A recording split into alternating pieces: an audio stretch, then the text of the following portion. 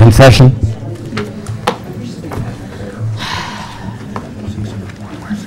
I have a question about process. May I call a rebuttal witness to Mrs. Mello's testimony? If I don't know if Mr. Tights has completed with this presentation yet, are you? No, I'm not. Okay, so you would have to wait till he's... Okay. I thought he had said he was done. That's fine.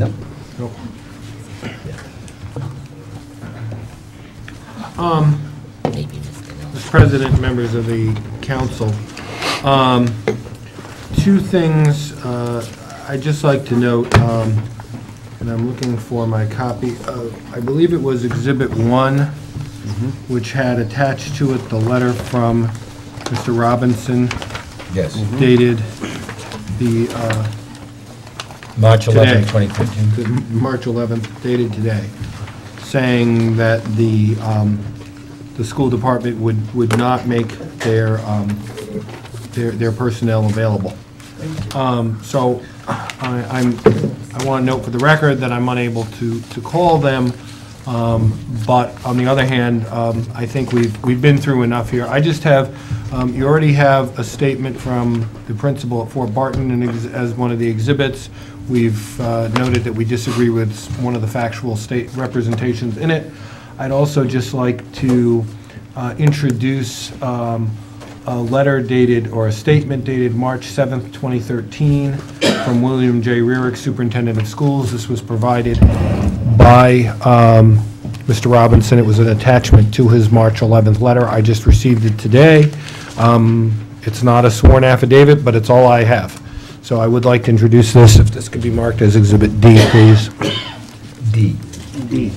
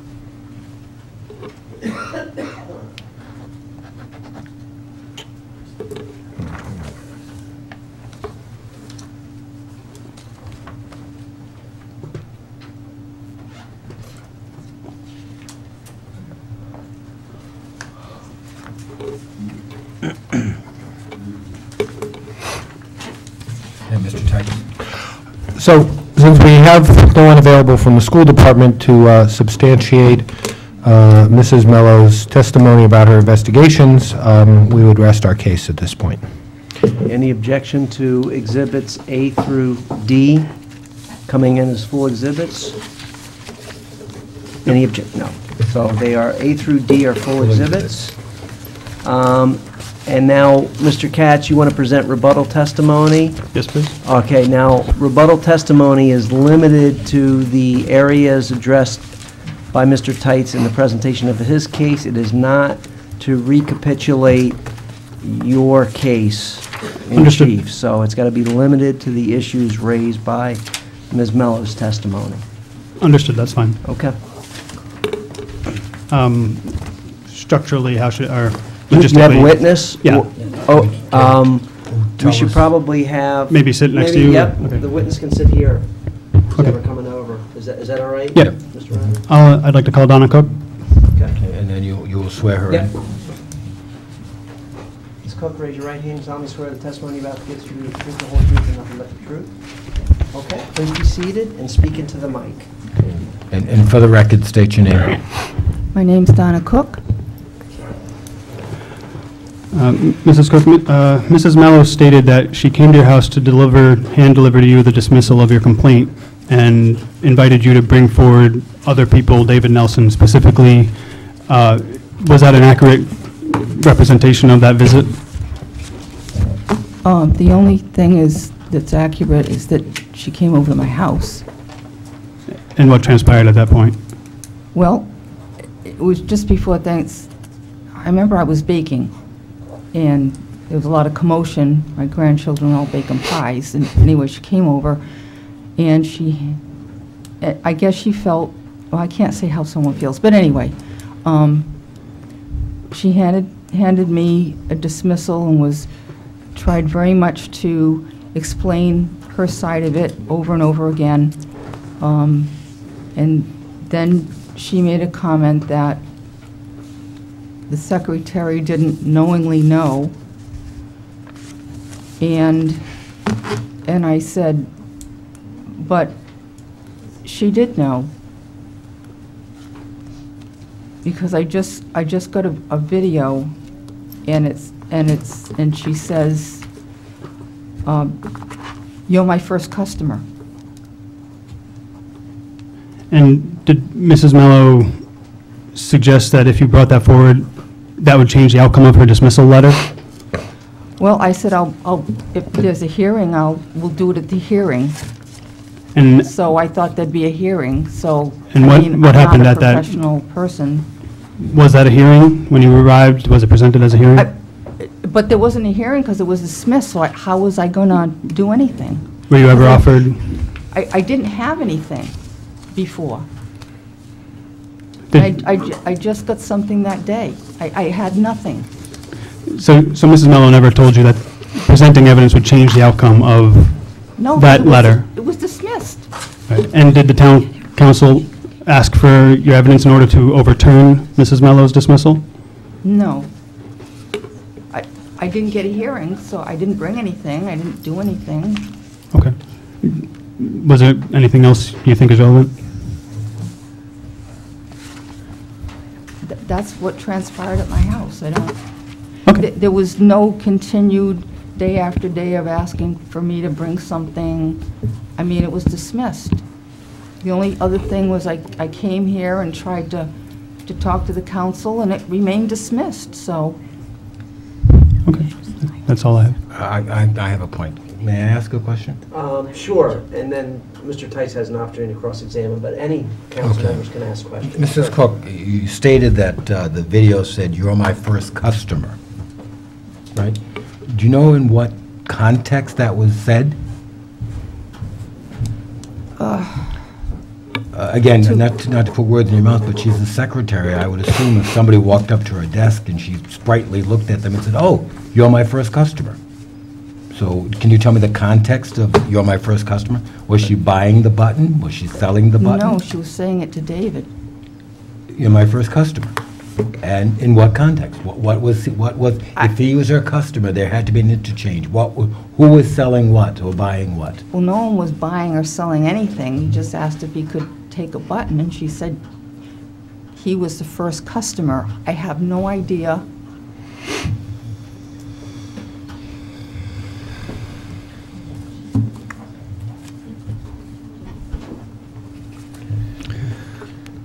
May I add something to that? Yes. So if he was the first customer that day, do you know what time he was there? I didn't know anything about this until, Was there any timestamp on the video specifying what possible time that took place? it was hard to see. In the beginning, you mentioned that there's only one thing that Mrs. Mello stated that was accurate. In her statement, the conversation took place, and you basically just verified everything she told us. So can you please tell us what else was not accurate? What do you mean, verify? You basically repeated almost everything that she testified to us. No, she kept saying that I used David's name, and I didn't. She kept saying, please, please bring something forward, and it was already dismissed, so I was confused as to how this was supposed to be done. So you're saying, what are you saying was inaccurate then? Besides the point that she Well, didn't mention David she's Nelson's name. saying that she said at the house that I said it was David's video, and I never said what it was from. I just said the secretary wasn't being truthful, that's all. You didn't mention a video? No, I said I had something that says, that differs. You said earlier that you had a video. I didn't say video to her, I'm sorry. You say recording? You said that here, but I know, but I didn't say that in my kitchen. So, but you did I offer let her that know here that. that I night? was just trying to tell her that the secretary wasn't being kind of upfront about that she didn't knowingly know. Because she kept saying she didn't knowingly know, and she kept saying that, and I'm like, well, I just got something where it looks like she does knowingly know. Okay, and the evening that you came here, did you sit in front of us and tell us that? I wanted to do it at a hearing. It wasn't a hearing. I But didn't you- bring anything. No. You told, it was dismissed. Mrs. Cook, you said a lot that night, but you did not bring that up. Because it should have been at a hearing.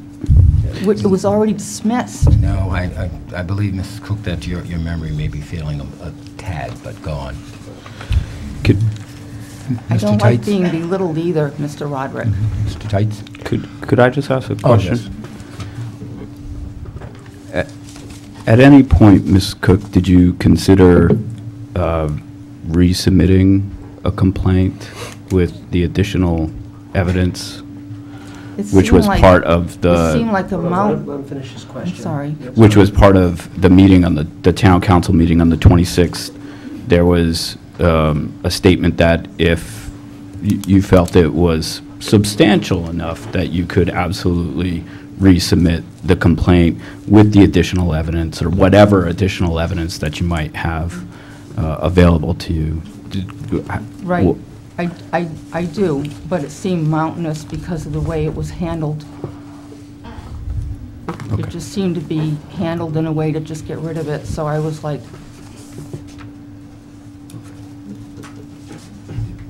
Anyone else? Mr. Tights? Thank you. Ms. Cook, this video recording, what format did it come to you? Did it come to you in an email, on a disc, an actual tape? What's its physical format? it was an email. Okay. So it was an attachment, it was some sort of file that was attached from an email, is what you're It saying? was like a, what do they call that, E-Link or something? Okay, well, that's what I'm asking. I don't know. You got an email from someone. First of all, who is the someone the email was from? Well, it was from David. David Nelson? Yep. Okay. And there was something that you clicked, either an attachment or a link, which Right. led you to this video? Correct. Okay. And so you could have simply clicked forward and sent it on to Ms. Mello, is that correct? Well, no, because I thought I was supposed to have a hearing. Why would I just send something on? I'm not asking why, I'm just saying physically, all you had to do to get this to Ms. Mello was to click forward. It was already dismissed. I didn't have it beforehand. All right, I'm not going to pursue this. I just want to ask, have at any time since then, have you provided it to Ms. Mello or any town official? No, because it was dismissed. So you don't regard this as an important issue, even if it was dismissed? Well, nobody considered it important. You just dismissed it. Thank you. Did you have any conversations with Mr. Nelson before the day before Thanksgiving? No. Okay. Did you have any conversations with Mr. Katz before that time? No. None at all? Mm-mm. Did you have conversations with people who knew, other than Mr. Nelson or Katz, who knew about the Ranger school buttons? No. So how did you know about the Ranger? Did you know about that there might have been buttons at Ranger? You're asking me if I had conversations with someone. I didn't. Okay, so I'm asking you if you knew, Mr. Katz says that there were people at Ranger. Do you know if there were people at Ranger who knew about the buttons? They won't come forward. Well, okay, but how do you know them? That's what I want to know. I'm not asking you, they won't come forward. I'm not asking you They're even an your oath now. acquaintance.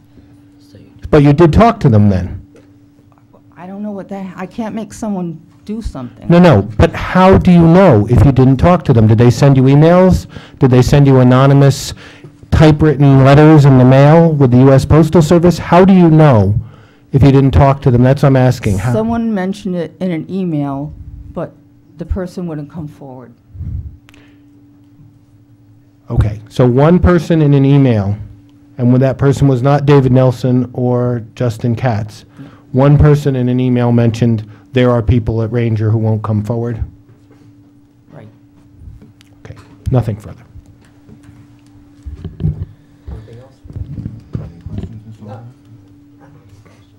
Anyone else?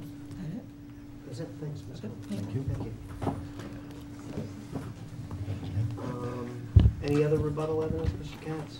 Nope, that's it. Okay, so I think it's in order for short summations, first by Ms. Mello's attorney and then Mr. Katz. Before there is a summation, could I have an opportunity to ask at least one or maybe a series of questions of Mr. Katz, just so I have an understanding of what the issue is? Sure. That I have to decide tonight. Yeah? Oh, yeah, I'm happy Okay. with that. In part, for the benefit of people who may not have these exhibits, you indicated in your complaint, I want you to assume the following. That in your complaint, you indicated to Mrs. Mello, dated February 5th, 2013, that you violated Charter Section 1211A, which directs and empowers you only to, quote, determine that the charges are sufficiently set forth. Okay.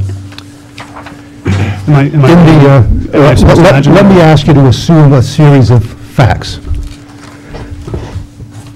In the complaint that was filed by Mrs. Cook, she states, and this is exhibit number 2, plaintiff's exhibit, on October 26, 2012, I was in the office at Fort Barton School and noticed 3 campaign buttons on the secretary's desk. They were from Tiverton First, a political action committee. I was not happy to see a town school being used to distribute campaign material from a PAC. There should be no campaign activity in our schools. The school department is in violation of the Tiverton Town Charter. And we've just had admitted, without objection, a statement by Mr. Rarick, dated March 7, 2013, Exhibit D. Am I correct, Mr. Tights? Exhibit D, Yep. March 7, 2013. Quote, "It was during my conversation with Mrs. Mello that I discovered she had received a complaint from a resident regarding campaign buttons being distributed at Fort Barton School. I explained to Mrs. Mello that I was unaware of any such activity."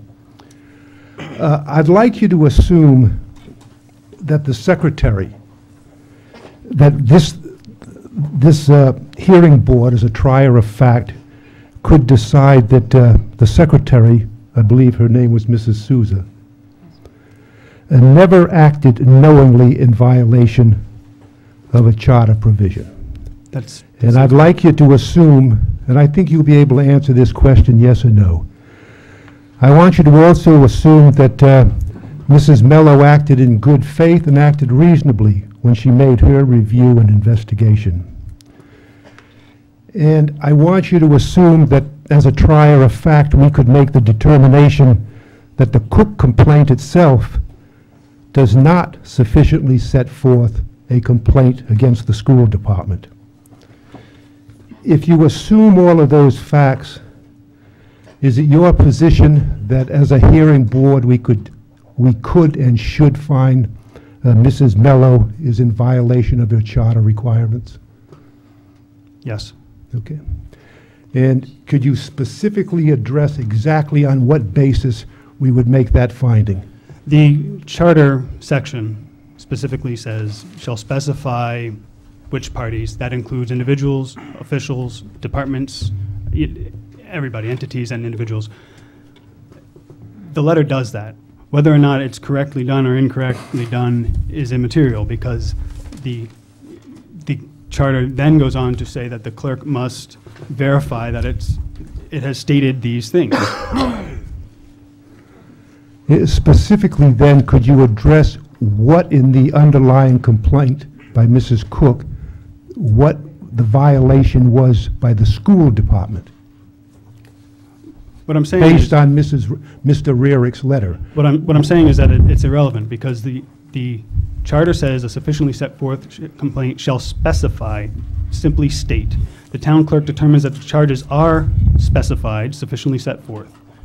That's it. It's not, it doesn't give her my argument is it doesn't give her the authority to judge or whether or not that's, and I would also follow up and say that her letter does not say you filed this against the school department and therefore it's not sufficiently set forth. Okay, so what you're saying, and maybe this can be answered yes or no, what you're telling us is that we could find that Mrs. Mello is in violation of her charter duties, even if it has absolutely no consequence at all. Consequence for whom?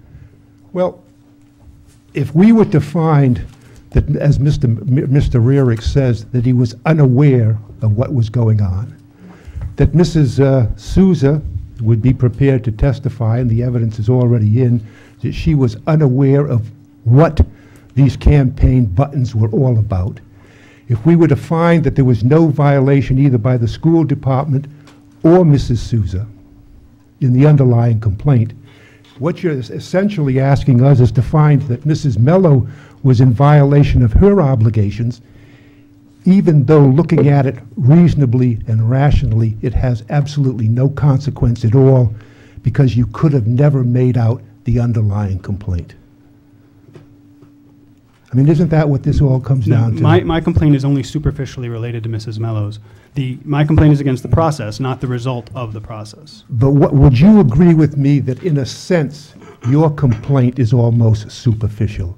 Because Absolutely what not. you're telling us to do is to find Mrs. Mello was in violation of her obligations, even though, as a practical matter, it had absolutely no consequence at all, because this complaint would never have it gotten absolutely past has the town consequence. council. It absolutely has consequence. What did the school department do? It's the named defendant, if you will, the party that's identified. What did the school department do as a school department in view of Mr. Rarick's uncontradicted statement that he was totally unaware that these pins were being distributed? That's irrelevant to my complaint. My only concern here is to make sure the process follows the charter. I intend to ask the municipal court judge not to levy any Mr. kind of Katz, penalty, just to find out. In fact, isn't this in fact process over substance? Isn't that what we've come down to in this complaint? No, it's about making sure that clerks can't run interference for their friends. And I'm not saying she necessarily did that. I'm saying that can happen in the future. I have no further questions, Mr. Katz. Any other questions? Any other questions from members of the hearing board? Okay, why don't we do very short summations? Okay. Starting with With Mr. Tights Tights. first and then Mr. Katz. And then we'll Mr. Katz deliberate. And have the defendant have the last word? Oh, you can, come on. I will be brief. The burden of proof is with him, so. The Tiverton Charter is marked by a distrust of strong government. You got 7 members on the council to diffuse power. You have elected treasurer, elected clerk, a weak administrator. The whole charter is full of suspicion of the government and trying to limit its powers. And that's the history, in a way, of Tiverton's government over the last 20 years. And likewise, a lot of the Tiverton political battles over those past 20 years have been fought through charter complaints. Tiverton had a charter which said what Mr. Katz says it says now. Back in the 1990s, it had a charter that said, "The town clerk shall place the complaint on the next town council agenda," period. That's the entire length of that sentence. No ifs, ands, or buts, no ambiguity. That was it. That was what this town had. The charter was amended. The charter was amended to provide a role of finding out whether it was sufficiently set forth and reviewing the charges. An investigation was part of that. Fundamental principle of statutory interpretation is that you don't read a statute to have an absurd result.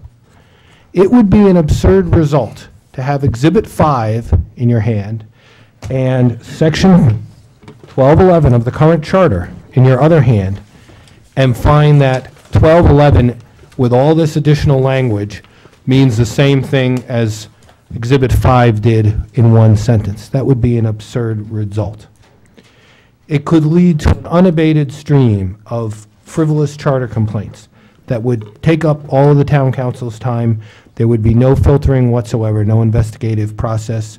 Not to say what it would do to the defendants, too, to constantly have people defending themselves against charter complaints, which, as I remind you, the ultimate penalty here, whether it's likely or not, the ultimate penalty includes fine and removal from office.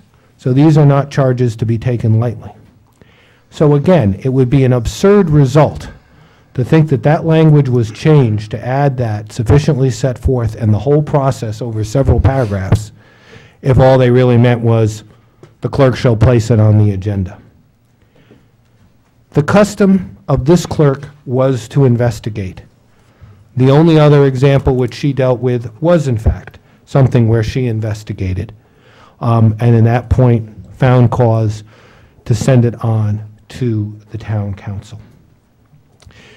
The people in this particular event, whether it be Ms. Cook or Mr. Katz, in late October and November of 2012, expected, and in Ms. Cook's case, requested an investigation because that was the norm. When the results of the investigation didn't go the way they wanted, then they decided that perhaps she shouldn't have been investigating.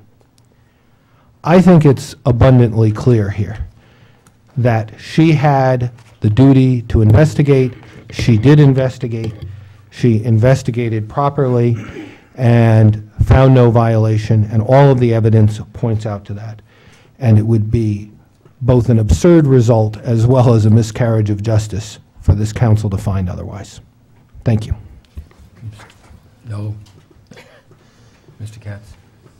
I would start off by saying that I agree with Mr. Tice that Tiverton Charter does have a strong distrust of government, which is why it wouldn't give the clerk the authority to judge merits by herself with no appeals process. If you look at the 1994 version of the charter, it does have a section of merit. It lies with the town council, or if that's not available, the town administrator. When they revised it, they took merit out, but they realized that, like Mr. Tice said, if they just let all charter complaints go straight to hearing, there would be an issue. So what they did was they very carefully and clearly laid out the sufficiently set forth section, which states you at least have to have a rationale. You can't just come in and say, they're doing something wrong, I complain. That is still within the scope of that's understood to be clerical duties, to verify that that's been done. There is no mention of merit or investigations until the hearing, and that is where, that's the first investigation. Mr. Tice would have you believe that because they laid out some process, they must have been implying things that aren't there, merit and investigation. In this case specifically, we have an investigation that found evidence that the complaint was justified and then was dismissed because it just wasn't enough. On top of which, the person doing the investigation allowed that evidence to be discarded and then allowed the superintendent to continue on discarding throughout the district without instructing him to collect investigations or about what things were. Whether Mrs. Cook could refile her complaint is irrelevant in this case. In fact, Mr. Nelson offered to come forward here. I told him not to because this isn't relevant. Because we're talking about the action of the complaint, not Mrs. Cook's complaint. The town clerk handled that complaint inappropriately, and it is critically important that for the rights of the people of Tiverton, that the laws of the town be corrected. The words have to mean what they say. This cannot be cemented as precedent. If you determine tonight that the process stops here, effectively stating that town clerks can dismiss charter complaints on their merits despite finding evidence that their accusations are accurate, and then failing to offer public opportunity for presentation of more evidence and the calling of witnesses, then the town clerk of Tiverton will have incredible power to run interference, as I said, for her or his friends. I'm not saying that happened here. I'm saying this is the logical outcome of allowing the clerk to do this. It's true, even if the defense were somehow able to prove that Donna Cook's charter complaint should ultimately have been found incorrect. It's true, even if you or the defense now are able to argue some additional rationale by which that complaint should have been dismissed. They were not. This is the precedent now. And Mrs. Cook's complaint was sufficiently set forth by the terms of the charter. To get to either of those two judgments, we first have to rule that the process that the clerk invented for charter complaints was not in keeping with the charter. At that point, if the judge reinstates Mrs. Cook's complaint, for example, Mrs. Mello can issue another letter explaining why the complaint is not sufficiently set forth and giving Mrs. Cook the opportunity to remedy the situation. And none of the testimony has been stated that Mrs. Mello said, well, Donna, you need to figure out who actually violated this. That's the incorrect part. She did not say that because that was not her reasoning for dismissing the complaint. So when you vote on this matter, give full consideration to the future. The nature of democratic government is such that someday the people in power of Tiverton will be people with whom you do not agree. If you halt this charter complaint at this point, you better hope that those people don't hold the town clerk's office, because then they'll be able to walk all over the charter without complaints having any chance of getting through the door. And in fact, in the precedents, I would suggest that the people who have filed charter complaints are people with whom you'd agree with more than you agree with me. On the substance of my complaint, I've gone well beyond satisfaction of my burden to evidence, to offer evidence to illustrate the definition of the words in the grammar in the charter, the precedent of how these things have been done in the past, and the statutory history and construction of how the charter got to be as it is. And on the question of the clerk's knowing action, I feel I've done the same with the definitions, the precedent, the grammatical context, and also, most importantly, the internal logic of Section 1211. It requires that in order for Section 12D to not be, what was Mr. Teitz's word, absurd, I think. For the logic of 1211 not to be absurd, you have to be able to get to the penalty section without the person who violated the charter knowing that they did so.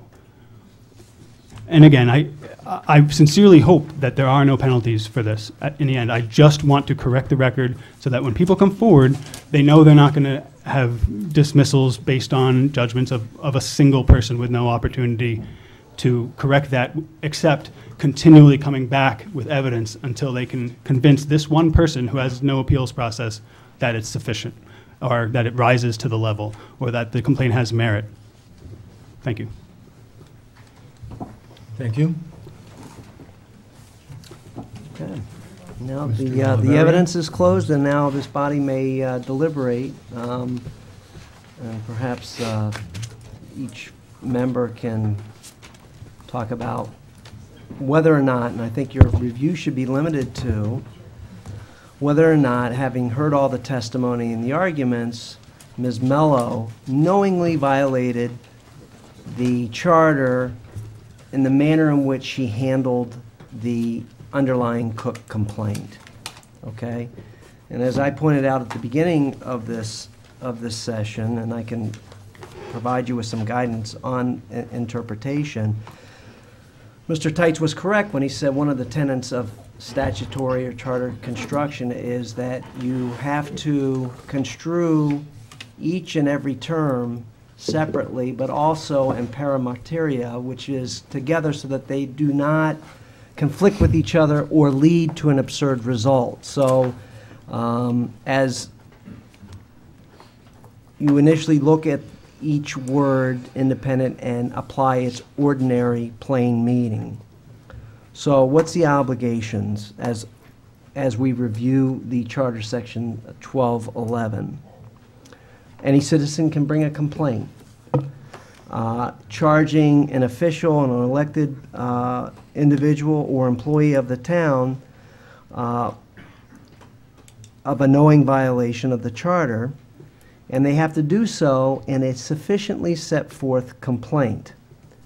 And it shall specify in the complaint, A, the section or sections of the charter which are charged to have been violated, B, the nature of the violation, and C, the person, persons, or body charged with having committed the violation. That's the Justin Katz complaint. And the administrator, sitting as the clerk in this instance, because the complaint was against the clerk, determined that that complaint sufficiently set forth the specificity required. Now, in that instance, the clerk, or in this case, the town administrator, is duty-bound to schedule a public hearing and have a hearing before the Charter Monitoring and Complaint Review Board. Now, there's been evidence and there's been suggestion that the clerk's role is really perfunctory. However, and that she has no right to dismiss a complaint. In construing all of the language under 1211, I would suggest to this body that that would be an inappropriate construction, because clearly the clerk does have the right to dismiss if she determines that the charges are not sufficiently set forth. And I think one need only look at the charter from 1994, where in fact the clerk's role was perfunctory and did not impose any discretion. In this case, I think there has been a change, and you could argue, and it could be inferred, that the clerk is given a greater sense of discretion. Now, in this case, in determining whether the violation was knowing, if you just say, well, this was her role, she shouldn't have dismissed the complaint because perhaps it was sufficiently set forth, and we should have had a hearing on the underlying complaint, you still have to determine whether or not that departure, if you find it was a departure from the charter, was a knowing violation. And you heard the testimony, and really that was the only testimony today, was a testimony of Ms. Cook, and she told you about how she has interpreted and construed the charter. Now, her interpretation, you may find her interpretation and how she construed it and applied it may not be consistent with how you may have handled it or how you construe it as the council. But there has to be a level of intent or scienter. What she testified to was that consistent, she has investigated, and that she thought that that was part of her responsibility. She did it in the one complaint before, she did it with this complaint. So you have to weigh that evidence as to whether or not she understood, she knew what the charter said, she applied a certain interpretation, she knew what it said, and then acted against that with knowledge, knowing that she was violating the charter. So, if you find that she knowingly violated it, then the inquiry ends and there's a hearing scheduled before the municipal court, and the penalty is whatever the municipal court judge may impose if he or she finds that there was a knowing violation. So I think you look at the plain meaning of the words, and you have to look at what knowing means, and under Black's Law Dictionary, knowingly, and I think you can apply it to this charter, is with knowledge, consciously, intelligently, willfully, intentionally. So again, I use the term scienter. It's a term of art, I suppose, but it means willful, intentionally violated the charter. So you need to deliberate. Hopefully that provides you with the framework. I'm here if you have any other questions. But now you have to weigh the evidence. Thank you. Okay. I will start with Mr. Gerlach. So, my comments will be brief here, and I'll share kind of what I'm thinking about. So there's a couple things that really stand out to me about all of the testimony this evening. So first is comparing the two charters, the one from the 90s with one that we have here. I tend to agree that I would be hard-pressed to believe that expanding the language of the current charter would not have been done without the intent to make sure that there were additional steps taken when a charter complaint had been filed.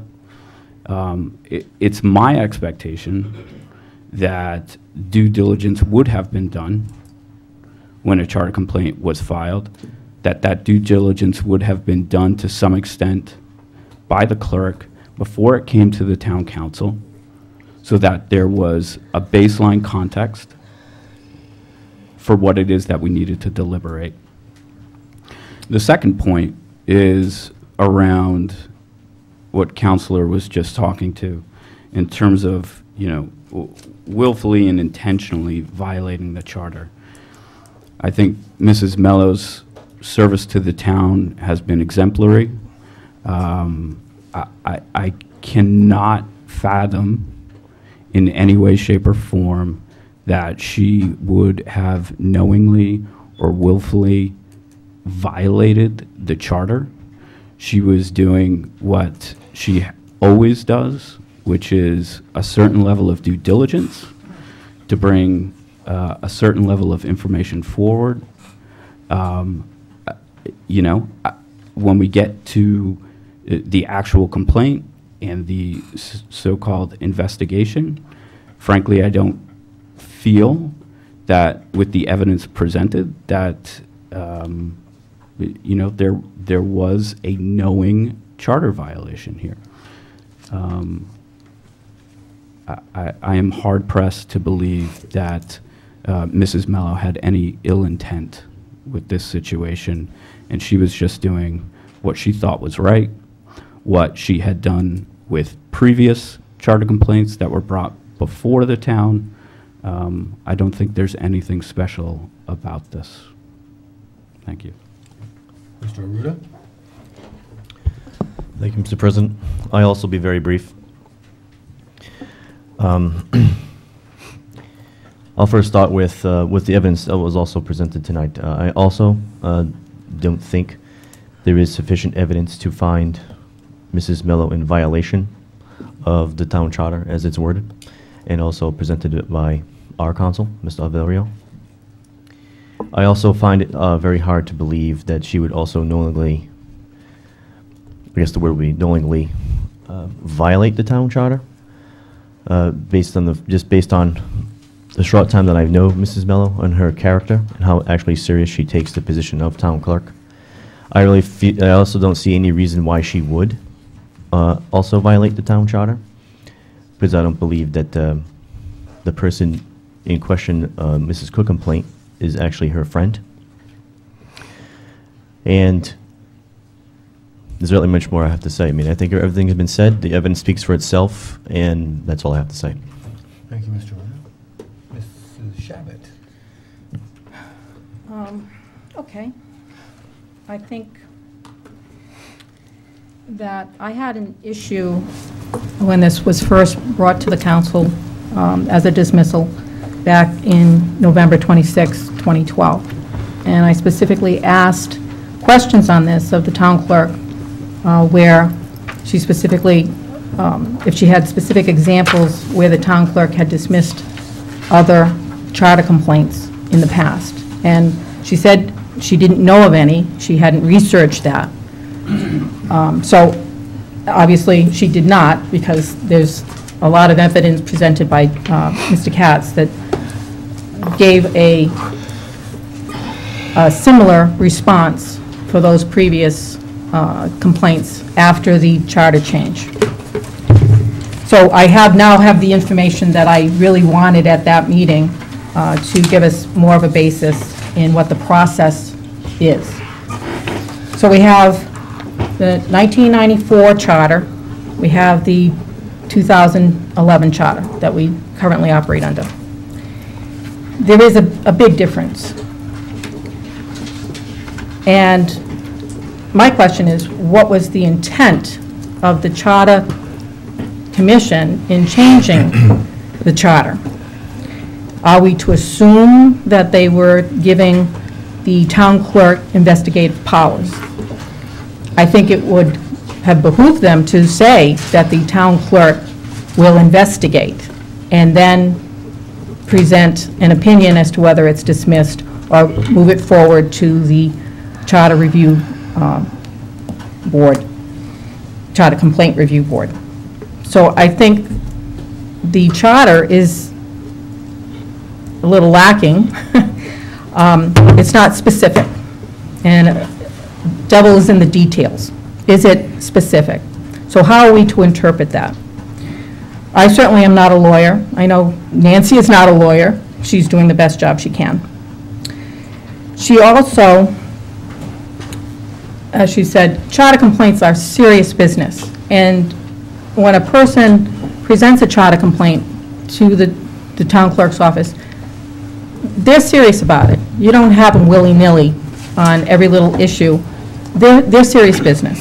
So I take it as Mr. Cook and Mrs. Cook and Mr. Katz has presented their charter complaints because they consider it serious business. I can look at the charter complaints that Mrs. Mello has looked at in her career here as town clerk. She's only had the two. The first one was the town treasurer being in violation by being an out-of-town resident. Now, before she even had a charter complaint, she was aware of that situation because of her role as a clerk of board canvassing. So she's been notified by the Board of Elections that something is not right. So she has an additional duty as being that clerk. So her experience so far in her tenure as town clerk has been the town treasurer charter complaint. And in that role, she received that information through another mechanism before even a charter complaint was presented. So to say she investigated it, well, she would have had to because of her role as clerk of Board of Canvassing. So if that's her only experience, then she's logically going to apply that same experience to the next charter complaint, which is, again, related to elections.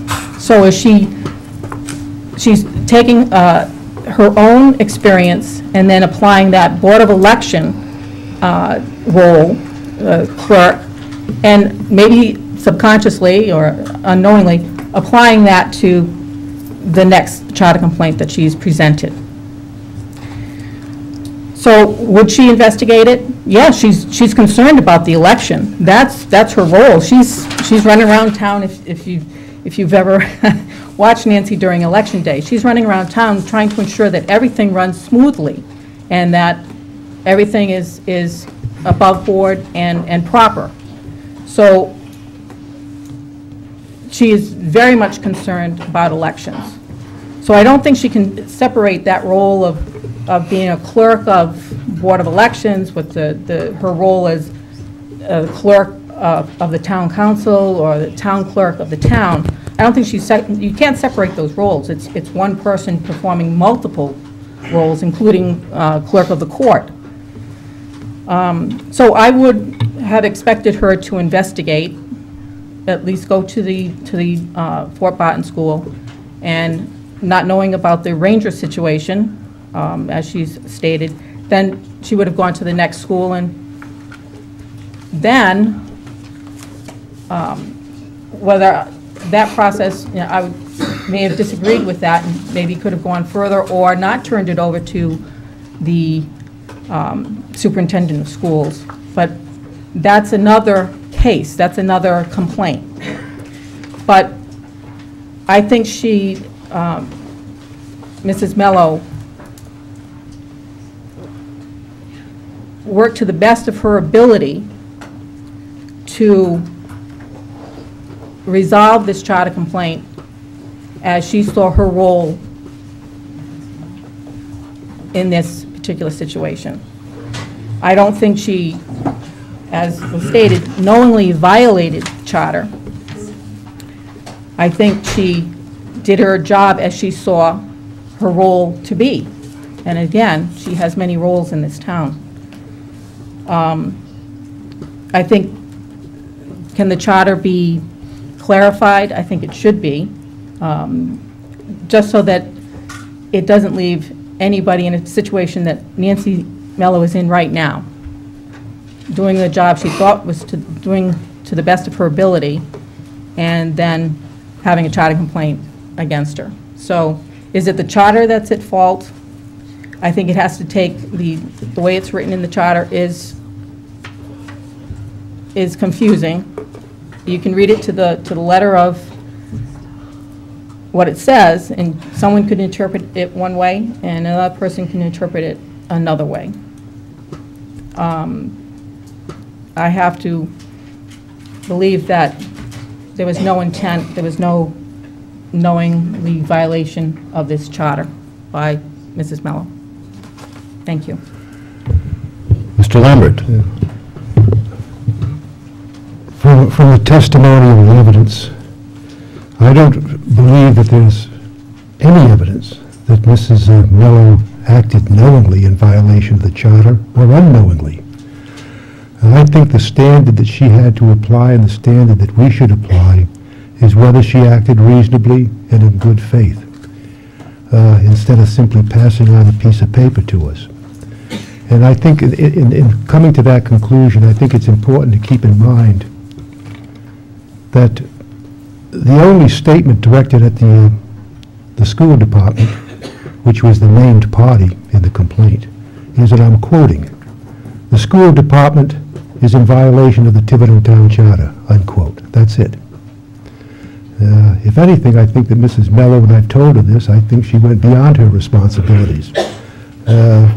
This simply does not sufficiently state any type of complaint against the school department. And I think that Mrs. Mello had a responsibility to review and investigate the charges that were made, and went well beyond the facts that were presented in this complaint, even in finding out, for example, who the employee was, who was simply identified as the person at the secretary's desk. I think it's also important to note, in terms of an issue raised by Mr. Katz, that we may be protecting friends and allies, that Mrs. Mello, in the second full paragraph of page 2 of her letter to Mrs. Cook, specifically indicated the requirement that the charges be sufficiently set forth, and then went on to state, and I'm quoting, "Based on my investigation, the only person possibly guilty of charter violation would be the lady who was at the desk." Under those circumstances, I think Mrs. Mello went beyond what was really required in this case. This simply could have been dismissed with a one-liner saying the facts had not been sufficiently set forth. Thank you. Ms. DeMedeiros? I'm going to be very brief. I agree with what was said here at this table. I also don't feel that there was any evidence that convinced me that Mrs. Mello knowingly violated the charter. Her last charter complaint, she did exactly the same thing as she did this time. She investigated and carried it forward and decided whether or not it was a charter complaint. Her past practice was to investigate, and that's what she did this time. Nancy did her due diligence, and as she does every single day here in Town Hall. I don't feel that Nancy had any I don't feel that Nancy violated the charter knowingly. I feel she did her job. Mr. Pelletier. Yeah, I'll try to be brief. Thank you both for sitting and standing for a long time.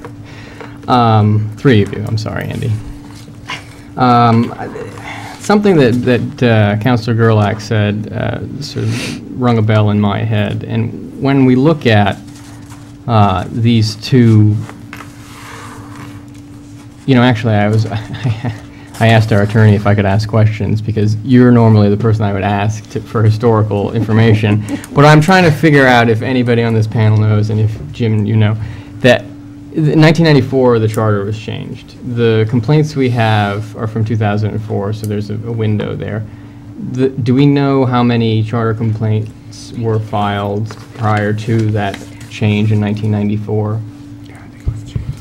No, I didn't investigate that. Okay. May I answer just a bit of information? That's fine. It's injustice.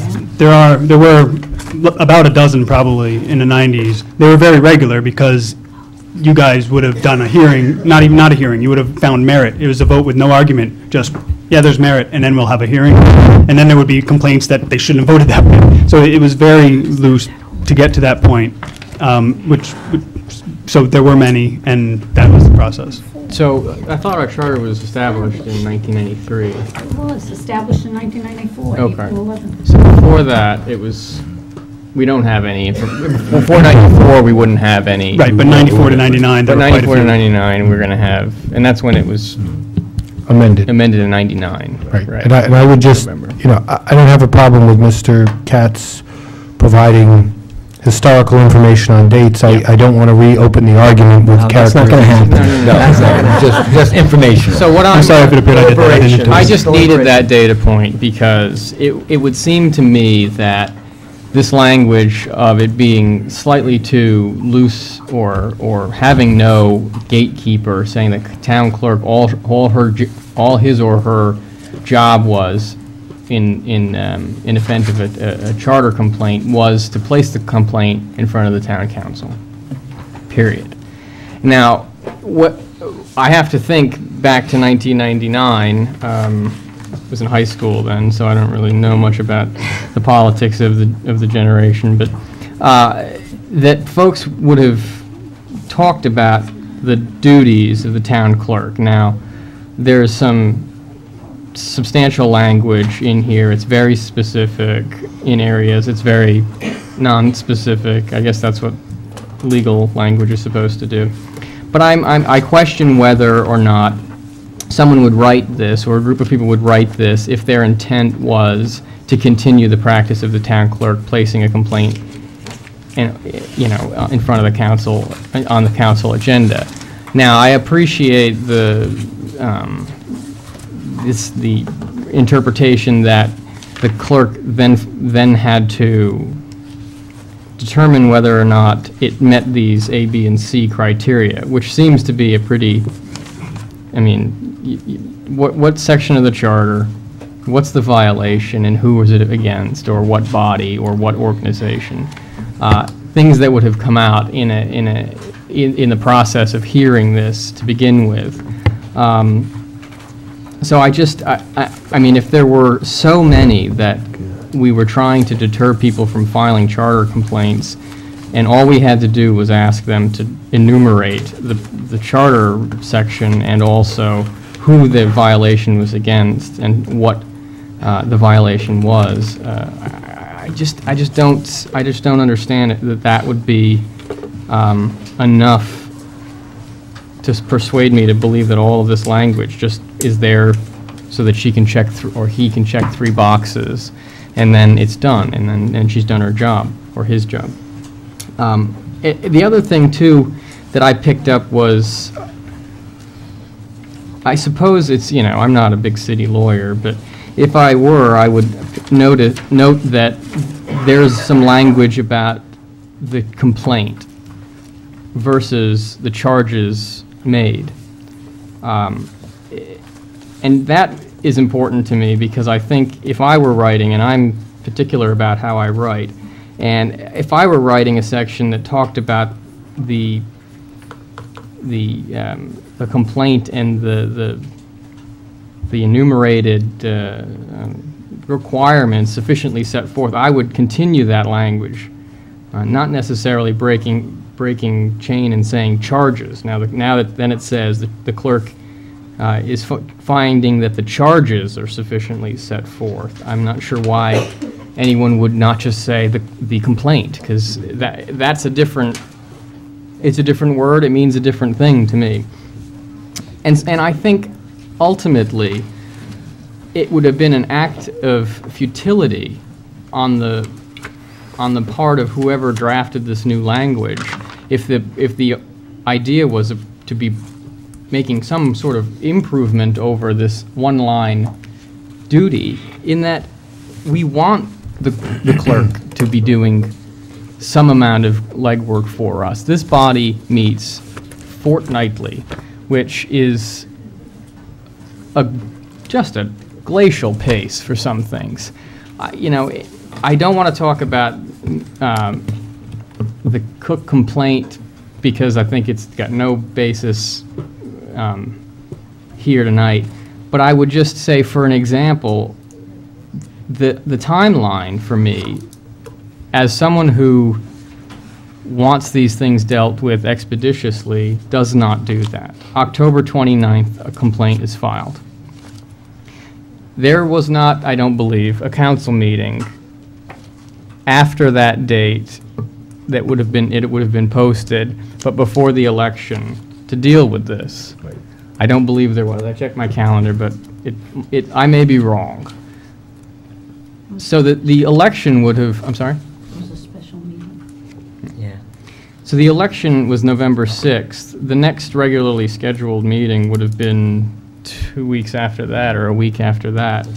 I mean, it just, even if it wasn't based on the election, as a citizen of this town, if I think there's wrongdoing going on, I don't want the town council to wait 2 weeks just to talk about the issue and then start an investigation. I think it makes sense to have someone who can act to do some amount of diligence. And I think if that were me and I put myself back to crafting language that has a purpose, that's the purpose, for me anyway.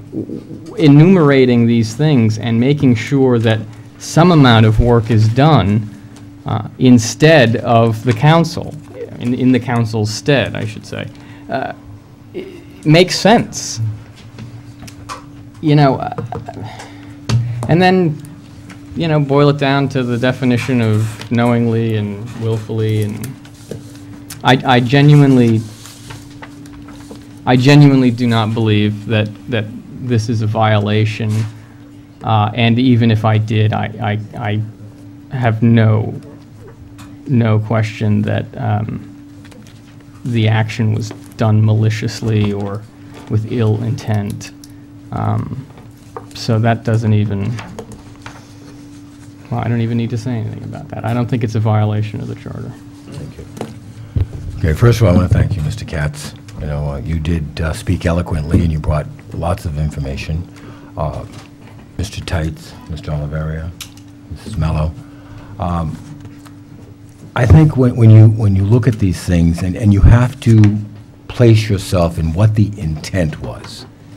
And I think when you read the difference between the old version of the charter and the new, it does imply more investigation, more information gathering, more duties than the 1999 charter. But I think on top of that, it's what level does a charter violation rise to? And when you are investigating something, it's just like being a police officer, so to speak. Somebody throwing a piece of paper on the ground, you point a finger and you wag your finger and you tell them, not a nice thing to do. Somebody lights that piece of paper on fire and throws it in the woods, now that's a problem. I think Mrs. Mello, in her investigation, realized that this was not a fire.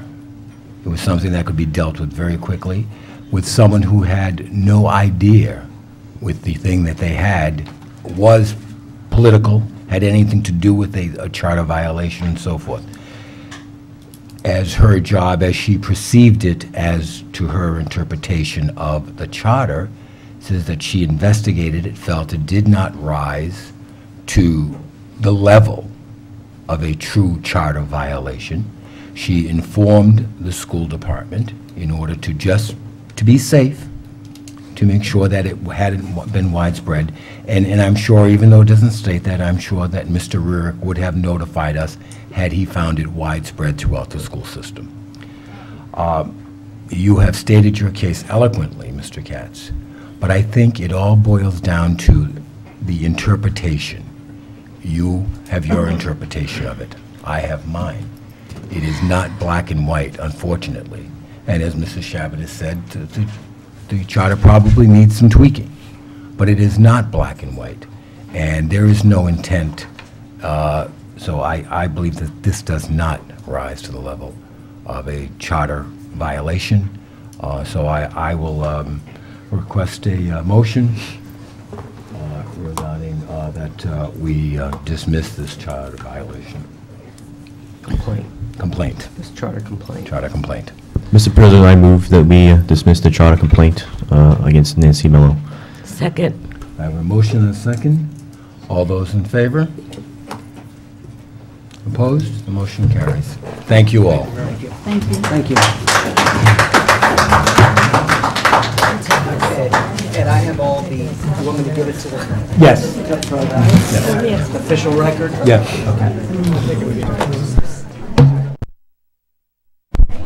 We're going to take a 5-minute. Back on now. We're going to take a 5-minute recess.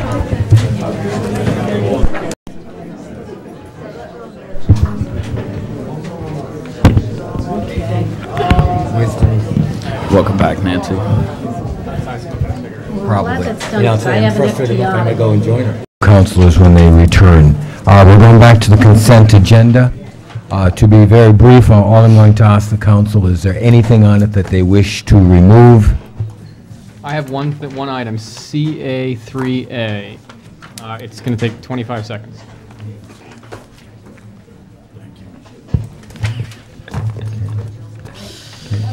Okay. Items on the consent agenda. If you wish to have them removed, do so now or forever hold your peace. Okay, we have removed item CA3A. Yep. Mr. President, I'd just like to, it'll be brief, CA7. CA7. CA8. CA8. Okay, we'll begin with Mr. Pelletier. Yeah, I just wanted to make you all aware, in case you aren't already, that we have been invited by the mayor of Newport, Harry Winthrop, who's a very nice gentleman, to the St. Patrick's Day Parade, Saturday, March 16th, which is this Saturday. At 9 a.m. there's a mass at St. Joseph's, then there's a light Irish breakfast. It's mostly just muffins and sausage. And then 11 o'clock, we just step off of City Hall Plaza steps and into the parade. And I've done it the 2 years that I've been on the council. It's a lot of walking, but it's good exposure. And I suggest you all wear comfortable shoes and join me. That's all. Okay. Yes, definitely. Mr. Gerlach. Yeah, People throw things at you. Just quickly,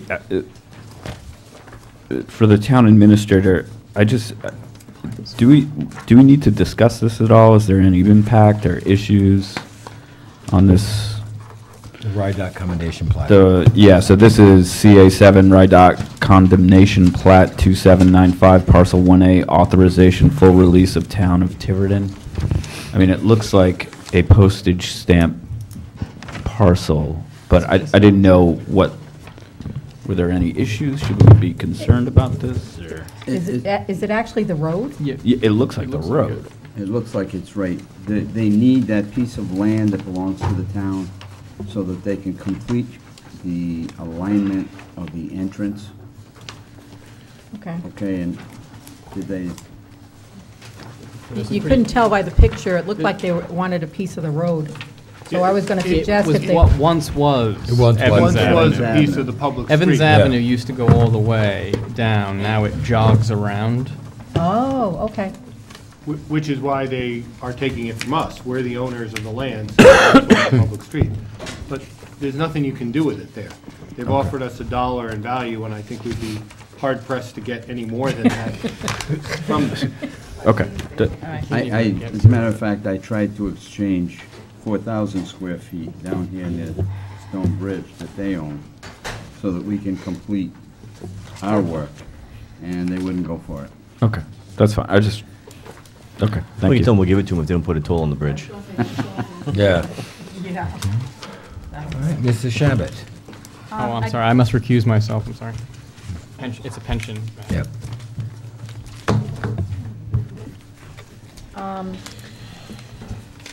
Just a quick question on the resolution, where in the second paragraph it says, funding improvement plan is to increase the funding contribution rate of the system beginning in fiscal year 2012 to 2013 to 119% of the recommended contribution. This will be maintained for no less than 8 years.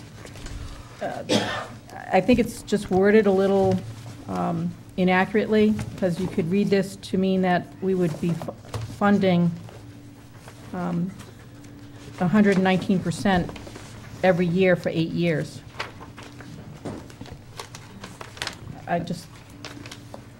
This will be maintained for no less than 8 years, leads you to believe that we're going to be funding 119% for 8 years. But does the one, my reading of this is that the 119% equates to $700,000? And I believe I believe so. the plan has us Yeah, 'cause doing it- yeah, 700,000 'cause- for yeah, 'cause 8 we- years? yeah. Right. And then it Minimum appears of to go up. So 119% for 8 years only, more definitive. Well, would they change if they change the arc, then are we funding it at 119% over the arc? I believe that's what that calculation was. But that was just for the 2012, 2013. It would not be 119% going forward. Yes. You agree with This says this will be maintained for no less than 8 years.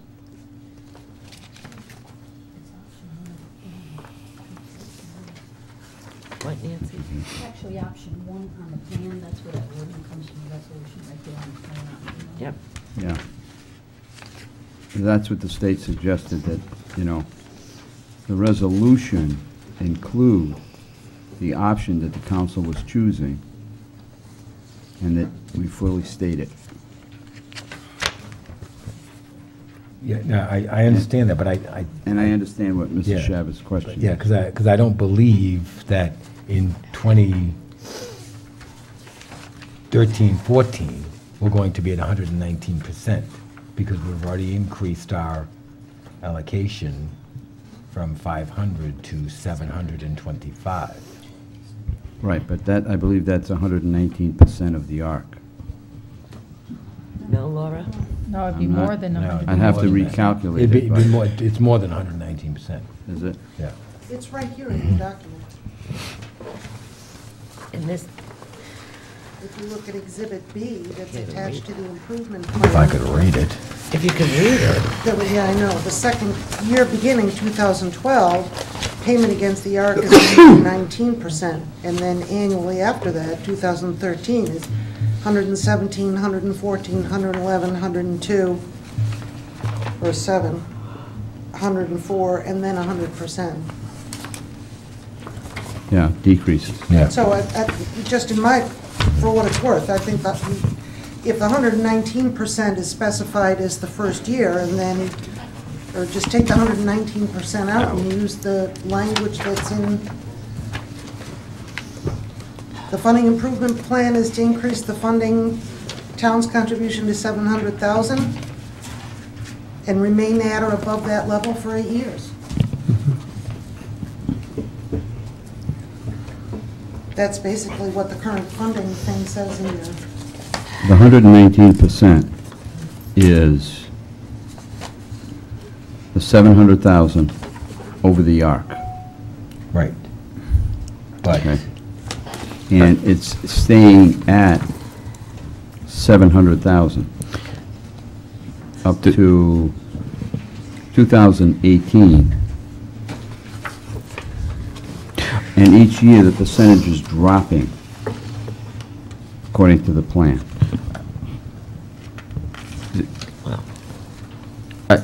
I see that, and I actually, I see where Ms. Shabbat is going. The way that this reads, it looks like you're going to have level funding at 119% of ARC for no less than 8 years, when in reality, it's the dollar figure that remains the same, the 700,000 for no less than 8 years, because as Exhibit B shows, that ARC percentage actually drops over that 8-year period. So I think it's just, I think we might be better served to put a dollar figure in there and not a percentage if we wanted to keep that language.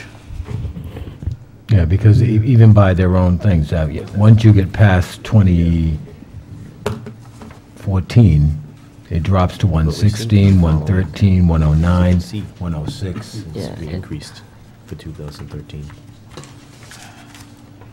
Or can we just say the funding improvement plan will be maintained for no less than 8 years? I'd go with that. Then it's just, As in Exhibit B? I mean, do you even, 6 of one, half dozen of the other? we just need a split in the wording.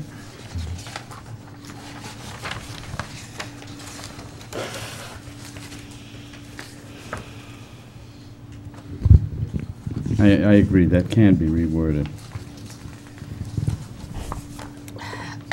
I think it's just, instead of this will be maintained, it just might be better to just say the funding improvement plan will be maintained for no less than 8 years.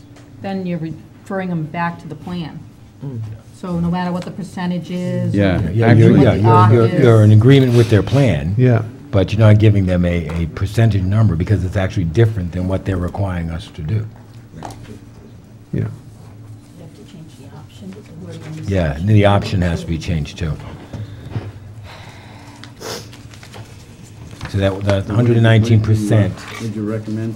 the 119% only really pertains to 2012, 2013. Right. Okay? And then it should just say that the funding improvement plan will be, No less. what was it? Maintained. Maintained. No less than no- 8 years. For no less than 8 years. Yeah. Yeah.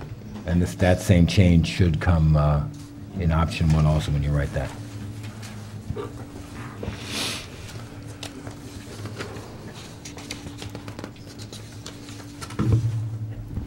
Let me make one comment about that. We're supposed to maintain this funding improvement plan moving forward, not just for 8 years.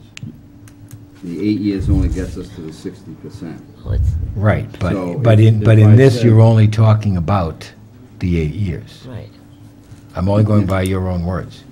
I know, but if we, as a suggestion, we cross out that sentence that says this will be maintained, and just say the funding improvement plan will be maintained, period. As defined. Yeah, I'd go with that. Yeah, as defined. Yeah.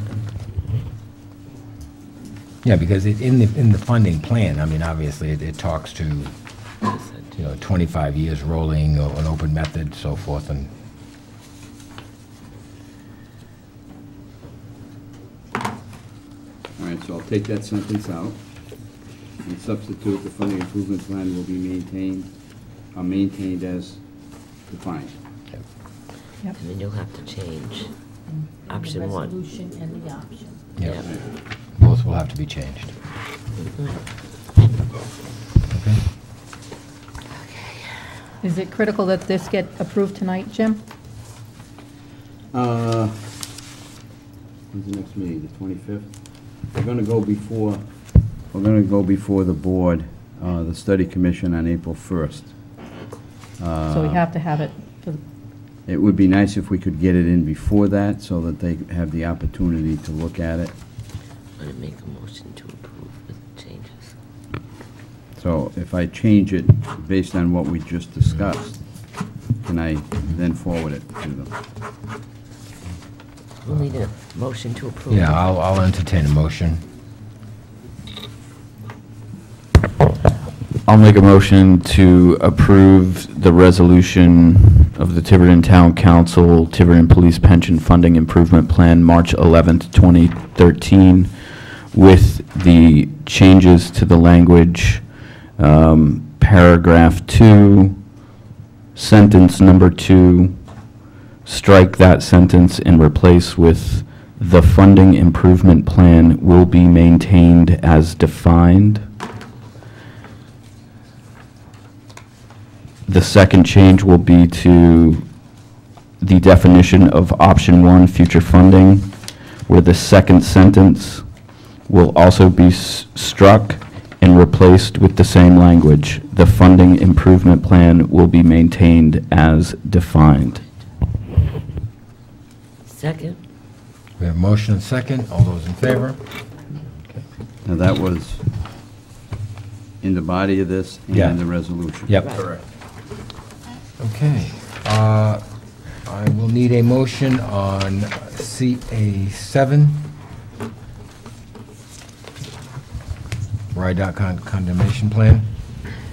I'll make a motion to accept consent agenda item number 7, RIDOT condemnation, plat 2795, parcel 1A, authorization full release of town of Tiverton. Second. We have motion and second. All in favor? You need a motion on CA3. I will take, you were, I was waiting for you to. Oh, okay, I would move that we receive and file CA3A, 3A? That can't be right. CA3A. Right. We have a Second. motion and second. All in favor? I will entertain a motion to the rest of the consent agenda. So moved. With, oh, yeah, sorry, never mind. Second. All those in favor? Aye. Motion carries. Okay, due to the lateness, We have a license. to move to the Town Council sitting as the Board of Licensing, Robert Vital doing business as East Coast Wholesale, requests approval of fireworks permit at 1560 Boogamarsh Road, Route 177 Flea Market from April 1st, 2013 to July 4th, 2013, subject to meeting all legal requirements, and it's been copied to the fire chief. Mr. Vitale? Yes. Okay. Hang on a second. Yeah, Mr. President, we have a letter from the fire chief, and he'd been unable to contact him, so I'm not sure if this is in order to proceed. Perhaps we could hear from the chief first. Okay. I don't have this. Mr. I don't have it I either. don't have, Chief it's not in Lloyd? my packet. Yes, Mr. President, Mr. Vitale did come to the fire station, said that he was applying for this license. I'd asked him if he had met with the clerk's office. We did have him fill out a form. We've tried contacting him several times since then with no response. We have no idea of his plan, his storage amount, the location of it. I don't feel I have anything right now that I can give you a recommendation on it. I would like to meet more with Mr. Vitale so we could go over his current plan. I know he wants to get it in by April 1st, but I have nothing to base it on as we have with other fireworks vendors. Okay, I will entertain a motion to continue this to our next scheduled meeting. So moved. I have a motion. I have a Second. motion. I'm sorry, Oh. there was some commotion. I want to make sure I understand. There wasn't enough information provided for the license, so we're going to hang on until the chief can meet with the applicant, and then we'll Get meet the information. in 2 weeks. Mhm. We'll vote on it again. Yep. I have a motion and a second. All those in favor? Okay. Do you understand? Mr. Vitale, you'll Mr. Vitale? you'll come in 2 weeks. In 2 weeks. After We'll let after you- you we'll let meet with you the know. chief. Yeah. Yep, And thank you for waiting so long. thank you. Yeah, Thank you. Yeah. Thanks, chief. I didn't realize he was sitting there. I know. Don't make me. Oh. Appointments and resignations, annual appointment of administrative officer, recommendation of planning board, Kate Michaud.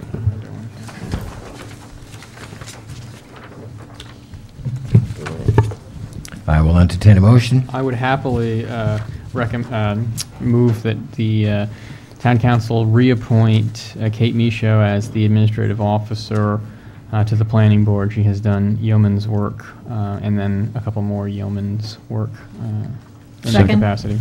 I have motion and second. All those in favor? Congratulations, Kate, if you're still here. Thank you. She stayed. Okay, unfinished business. I'm going to ask the council if we can move, I'll do Could we do two, though? I would move that because of it's 10 past 11, we take out of order F1, which is the budget, and that's all my motion is. Second. There's a motion to move agenda item F1 up before E. Yep. Is there any sorry. Is there any likelihood that we're actually going to get to E? Yeah. If Yeah, not, I then should say. perhaps we release. The budget has to be approved. No, no, no, I Right. totally agree, but I don't know if the chair of the planning board needs to stick around if, Oh, you know, in all likelihood, we might not get there. oh. I only speak for myself, but it's my intention to continue on with the rest of the Okay. agenda. But I don't leave this body. No, I agree. Okay, the budget. I have a motion. Do I have a second? Yes, I do. Yeah, I second. Okay, all in favor? Aye. Aye, okay, budget. Okay. I gotta find it. I gotta find it now. It was No, I distributed. know, but I know, it's probably but- buried with all the other This things is my that I've trash. gotten tonight. I might even have Oh, yours. it's on the back. Okay. Yeah, you might have picked up. I got Got it right there, Denise. Denise. You want more? Yeah, look at What do I do with Look, it? here you go. Sorry. Yeah. Look at it. That's all I have for you. God. Must have taken it, 'cause I took one out. Oh, good. I got the extra one. What should you have? Oh, yeah. It was on the I have that. It wasn't in the packet. I have that. I have that. This is our latest revision. Me too. Me too. I thought I had it here. Or was I looking at somebody else's? You better give me another one. Hang on. I think we're getting a little tricky.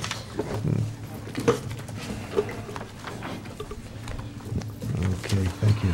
Oh, look, this tight wall. Sheesh, is there no This way- isn't all mine either. Yeah, you picked up my pile and put it over there.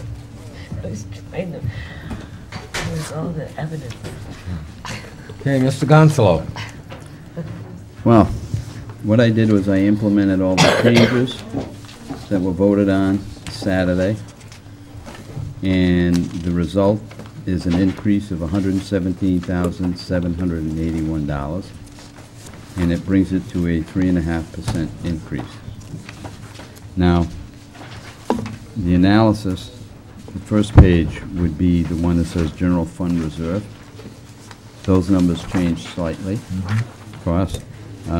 Before at 3%, that would be an excess of $367,712 in the general fund. At 3.5%, it would leave $130,521 over the 3.5%. So obviously, that's getting really close. My advice would be not to touch it. The second item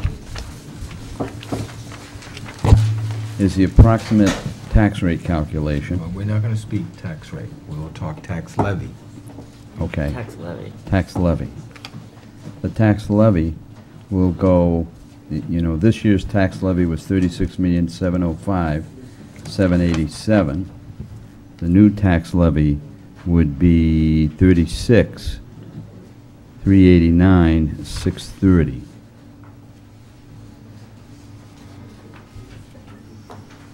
We're able to go up to $38,174, but obviously we're not reaching up there. Yep. So that just gives you a quick recap. It's going to be about 3.5%. Let me just, On the municipal side. on the municipal side, it's 3.5% increase.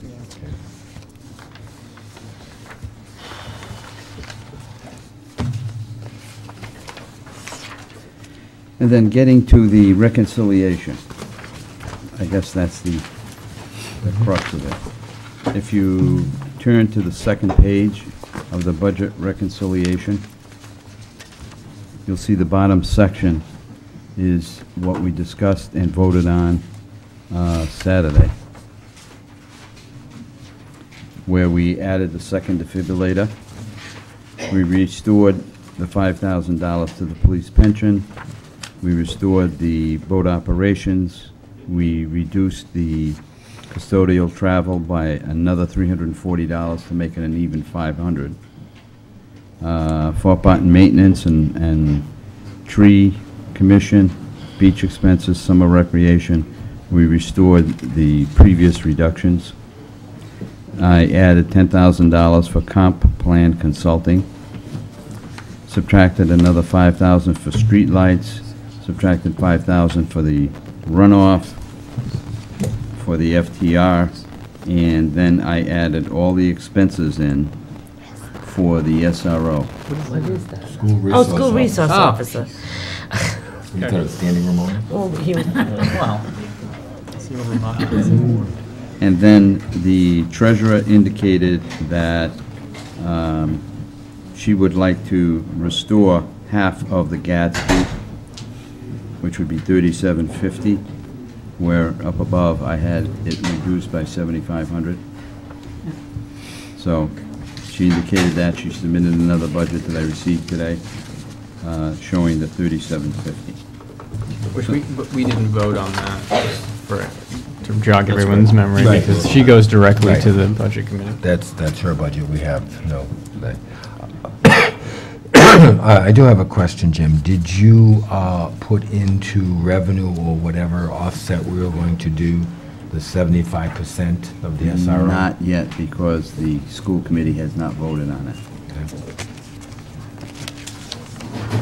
I believe their meeting is tomorrow evening.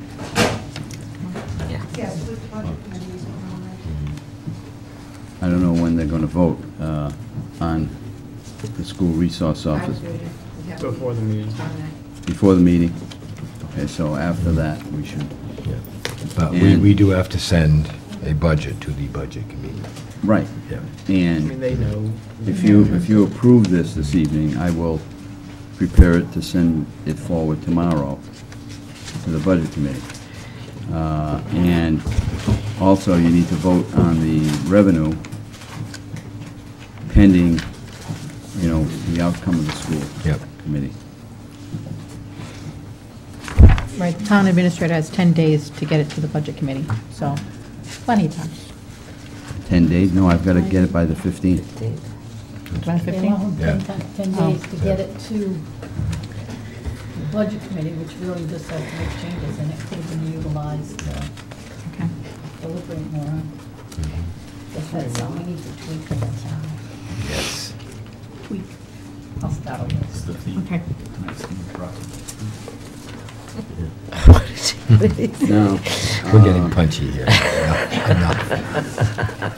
the council did ask some other questions Saturday. Okay, and just to I really gotta look at this mess I have with something. indicate the support for the 60,000 for the, I'm not sure. Industrial park. For the industrial park that I passed. Yeah, I saw it, but I don't know where it is now. I hope it's at the back of our pack. It's at the back of the pile that was sitting at our desk. Yeah, God only knows where it is. I Go ahead. probably have it. Yeah, you probably have my copy. Double sized as it was Somehow I ended up with from Marcel. everything.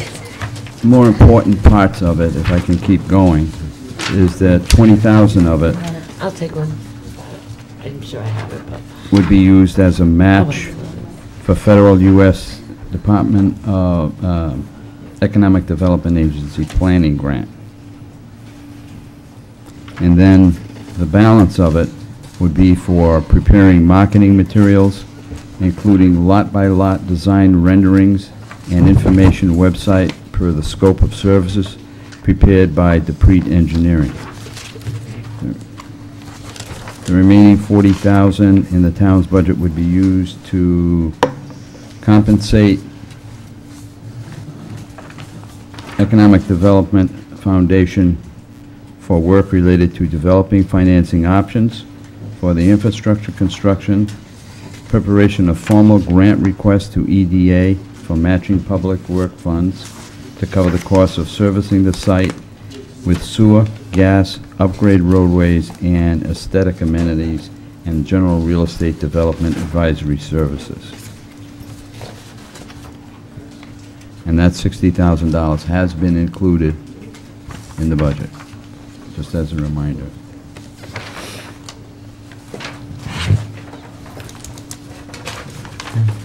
Presumably that, did you get down to the level of, obviously, we're not going to hand the EDF or $60,000 on day one. And No. so there's, I mean, there are going to be decisions that trigger, you know, X, Y, Z, and if we get past, you know, we get 10,000 into it, and, you know, we're not. And we sold the industrial park? Yeah, we're not on the hook for the rest of the No, fee. no, absolutely not. Because I think this talks to what's something I mentioned Saturday, is there needs to be a decision-making process where we decide what the future of this park is going to be. Are we going to be developing it? Are we going to be hiring it out? Are we going to be looking for people to come in and just, you know, independent investors? So I think that I'm comfortable with the flexibility that this gives us to do that, which I think is still an important conversation to have. Right, but I also have another question. For a $60,000 item such as this, wouldn't we have to go out for an RFP? Well, they've already done preliminary work. They're familiar with the whole project. Okay, what I can do is request sole source. You know, because of the preliminary work that they've already done and the work that they will be doing from now to June 30. Just want to make That sure we're not paying for. that we're not, you know, be able to find this somewhere else for less money. They won't have the previous work. Yeah. Products. But whatever previous work they've done already belongs to the town. Not all of it does. Well, Everything that if they've done that's... is- No, I'm just asking the question. If that's a concern, when I come forth with it, I will ask, as we've done in the past, certain items for a sole source award. Okay. But I'm not even sure that, you know, there'll be a contract between us. But if there is. Okay. Okay, anything further on the budget?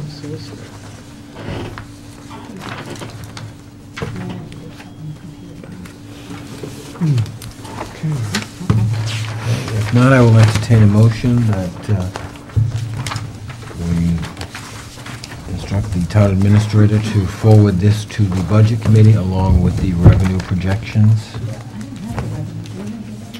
Yeah, it was in Saturday's packet. Yeah, Saturday's. No, you have to really speak into the microphone. It sounds like a private conversation you're having from our vantage point. I can't hear what Mr. Roderick, Mr. Pelletier, Mr. Consulo is saying. I just want to make sure I'm clear on this. The revenue is the one that was presented Saturday. Right. Yes. That's what you're voting on. The one that was in the Saturday It's not budget today. meeting packet. Presumably it hasn't changed I since have it here then. somewhere. Since Saturday? No. No. It's sitting here. I got it. Oh, it isn't. No. It was not. Okay, so I will entertain a motion. I'll make a motion that we instruct the town administrator to forward the fiscal year 2013-2014 municipal budget and revenue projections forward to the budget committee. I have a motion. Second. And a second. Any discussion? Should we qualify the revenue with the one SRO issue? Yes. and amend the issue. Yeah, Which sir, may I'll- change on the SRO pending the school committee's budget. Yeah, I've got the 100% of the cost in our budget. Right, Right, so we'll fix that. And the revenue is what will change. right. Because we will have an we have offset until- of 75%. Amend the motion. Do you hear that? Offset of 75%, should it be approved Or by whatever, the or school. whatever the funding is that we obtain from the school. Yeah. I'll, So you're adding that as a, yeah, I'll amend the motion may as, change on the SRO discussion. Right. correct. That's Friday. Any other discussion? You get a second. I did second it, second. Okay. We have a motion and a second. All those in favor? Opposed? Motion carries. Okay. Going back to E, By the 15th. I would ask the councils to take E2 and move that to our next meeting, and so that we can act on E1. I don't think we I can don't do both. entertain a motion. No, we got all this other legal stuff to go through. I make a motion to continue item E2, Town Administrator discussion and approval of a revised model contract to the next Town Council meeting on the 25th. 25th. We have a motion. Second? Any discussion?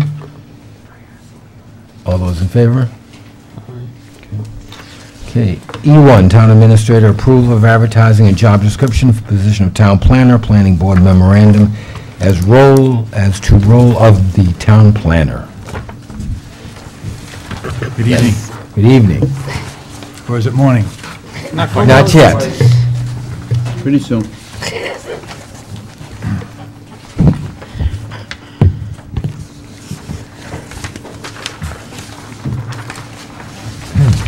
I didn't take, I got my...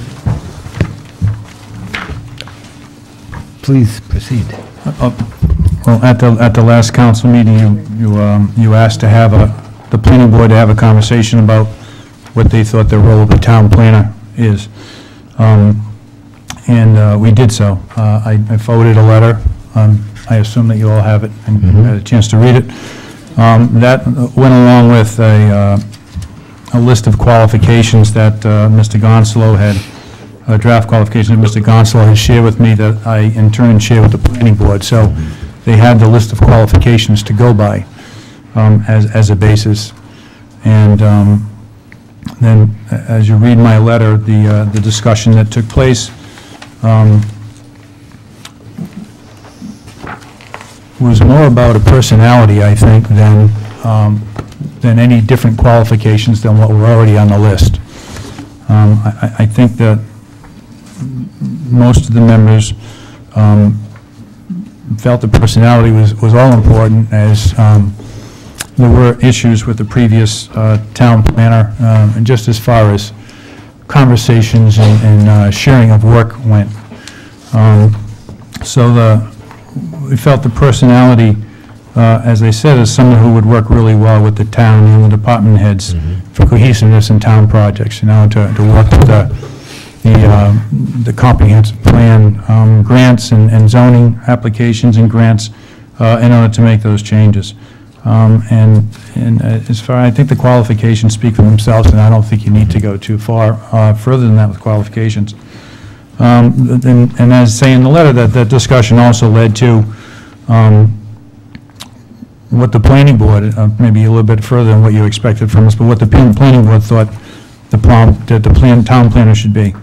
And there were some different opinions, which are stated here. So, I mean, that's a decision for the town council, naturally. I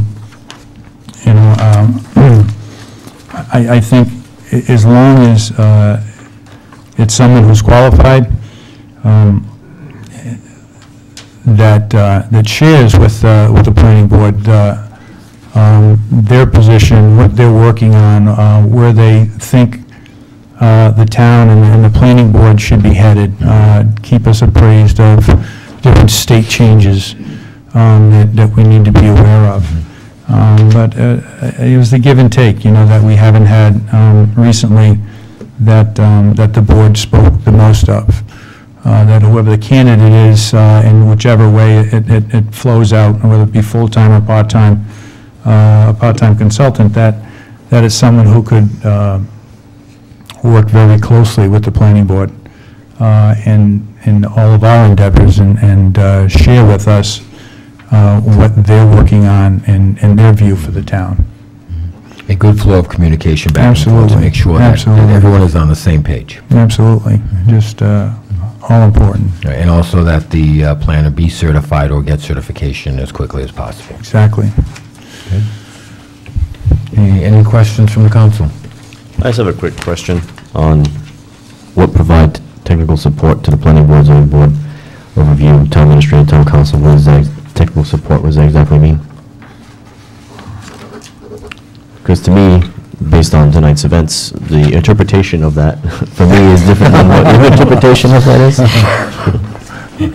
Tonight's council brought to you. I believe that it's, as with the planner or any of our other department heads, it's their expertise in their area, their technical savvy for their area. Because how I read that is like fix their computer. Yeah, no. That's how I see that. Technical in their line of work is, you know, it changes with everybody's line of work, so. Thank you for going through that discussion. Any other questions? Sticking it out.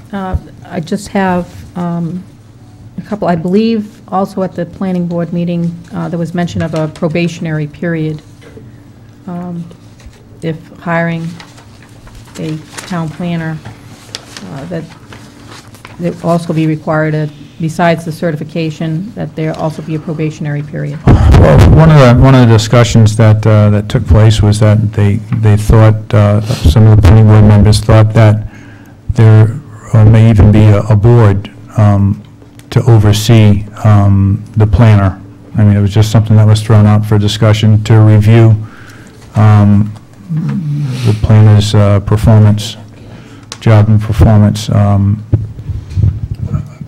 as it related to the planning board from what the planning board was looking for.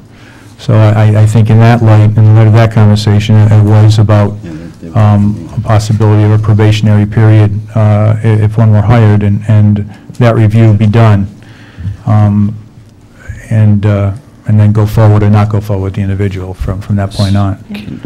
Could I just ask a question? Would the town planner be subject to the model contract? I believe it would be. Yes. So that wouldn't be possible.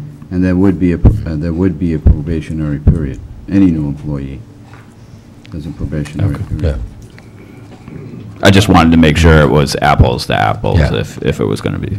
See, was there a discussion on what this board, or who this board would be made up of? No, not really, not specifically, just an outside board. It was a board that wasn't necessarily made up of counselors or attorneys. Too many attorneys. If I may. Yes. If I may, during the preparation of the performance review for the planner, I certainly would consult with, the planning board to ensure that we don't go back to a situation that we previously had with the lack of communication and so on and so forth. Because the planner would work closely with the planning board. So they would certainly be consulted. Is this issue not also, correct me if I'm far afield here, but is this not also an organizational issue that we need to take a look at, or is it strictly management? And because there is, when it comes to the planning board, you're the unique body. All the other boards and commissions fall under Jim's purview, whereas the planning board reports directly to the council, or advised directly to the council. And then you've got a planner who reports to Jim and is unanswerable, so to speak, to the planning board. Is there something we need to look at as far as how that's structured and how that's organized that would promote a better or less static working environment? Not necessarily, not if you have the right individual in place. Yeah, I think, Steve, I think if you look at it, I think a lot of it has to do with personality. Absolutely. And hopefully early on, we'll know whether or not if it's a fit or not. So I think that a lot of these issues that we've had may not manifest themselves going forward, that so the better working relationship between a planner and the planning board and the town administrator obviously will make things a lot easier. Yes, I And agree. if there are any issues, I would suggest that the planning board bring them to my attention immediately, so that we can, Does the planning correct- board participate in the interview process for the planner? no, not really. Not really? I think the question should be, should they? Should they? The personnel board, like every other position, the personnel board receives all the applications.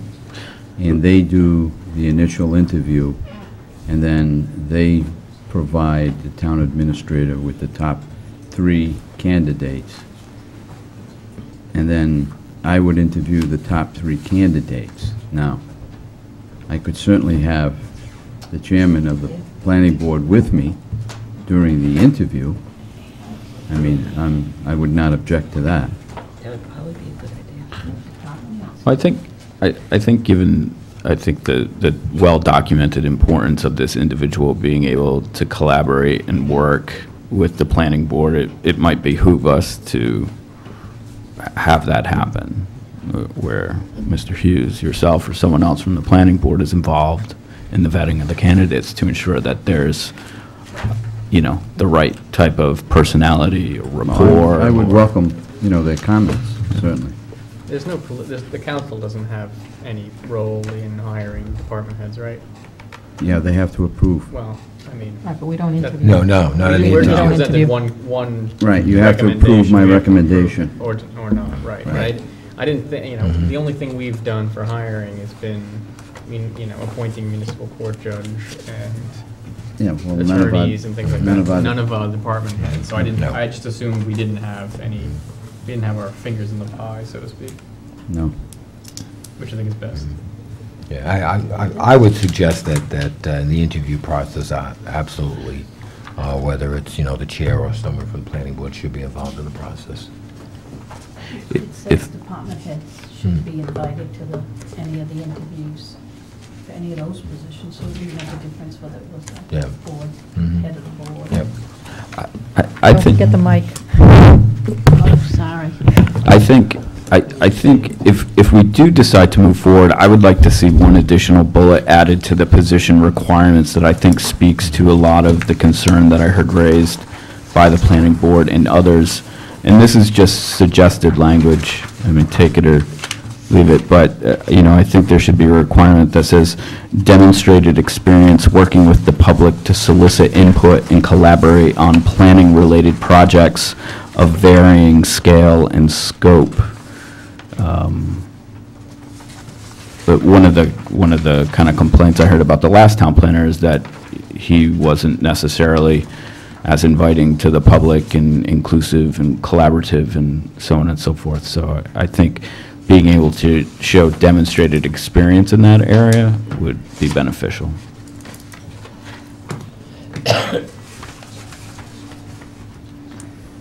I think that's a reasonable Addition. inclusion, yeah, I think. The only comment I would make is, if we're gonna get down to the requirements and qualifications, that I'm a stickler for this, when we're advertising things. This BA or BS in planning or a master's degree in planning, that is a very specific degree, and there are a lot of sort of tranches of planning, and so maybe some language. Are you talking about the undergrad degree, or? It doesn't, either one, it doesn't matter. I mean, there's. Whether it's in We've municipal capitalized planning one, or, well, there's urban design, and there's, there's 20 different design field. They get very specific, especially at the graduate level. So maybe we just soften that up a little bit. Very rarely do I see, planning. It's urban design, or it's, city planning, or it's, So how would you suggest it, Soften? oh, I don't know. Well, perhaps you could give, with a BA in planning, urban design, or related Well, do we really want urban design? degree. I'm just using, not for- whether we use that example, Yeah. I think it's just trying to, Okay. And actually, Jim, I would suggest that you speak to our neighbors, i.e. Portsmouth, Middletown, Newport, and... I do have one from Portsmouth. Yeah, and see what they have used, and I would even look at, across the bay, Warwick, even though it's a city, but I mean, Warwick, things, and you can glean from theirs what, the going verbiage is for a planner. Yeah, I mean, there are plenty of related fields that I think we can chip into.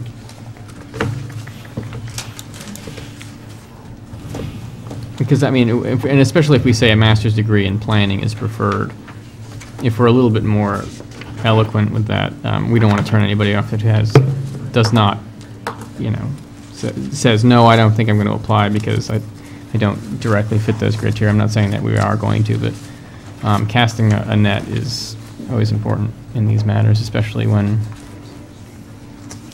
budgetary constraints are ever present. Okay.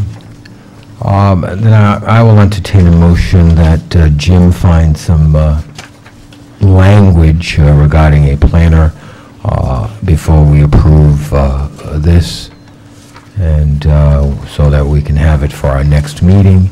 And I would like to thank you and your board for, going through this and getting us some information, and hopefully we can, meet your needs. That'd be great. And again, thank you for staying so late. Yeah, thanks, Steve. We appreciate it, Steve. Entirely welcome. I would be happy to move that we request the town administrator to prepare a final qualifications list and a sample advertisement and just a generic list of, not generic, but a specific list of where he intends to send this out to for our next meeting, so we may vote on it and move the process forward. second. We have motion second. All those in favor? Aye. Opposed? Motion carries. Thank you. Thank you again, Steve. I appreciate you being Thanks, here. Steve. Thank you, Steve. Good night.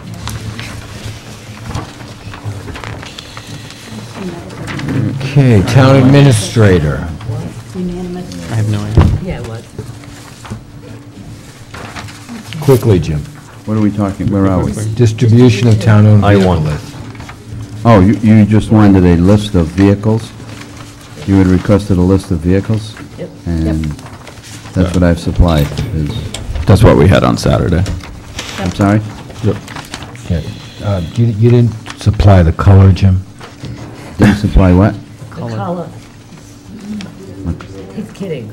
The only question I had about this was from DPW, and this is a fairly comprehensive list with vehicles dating back to 1900 and 1953, and I know that equipment sometimes is that old, for trucks and things like that. Is all of this still in service, or is it, where it says junk, is that what it, is that gone? That's what it is, and it's sitting in our yard. Oh, okay. For parts or whatever we can Okay. But But it's still salvage part out of of our it. inventory. It'd be still part of our inventory. But anything that doesn't say some sort of, Junk or poor or right, rotted or... is in service and, okay. Yes. Thank you, Steve. Thank you very much. Quite a list, isn't it? Okay, anything else, Jim? Nothing other than announcements. Quickly.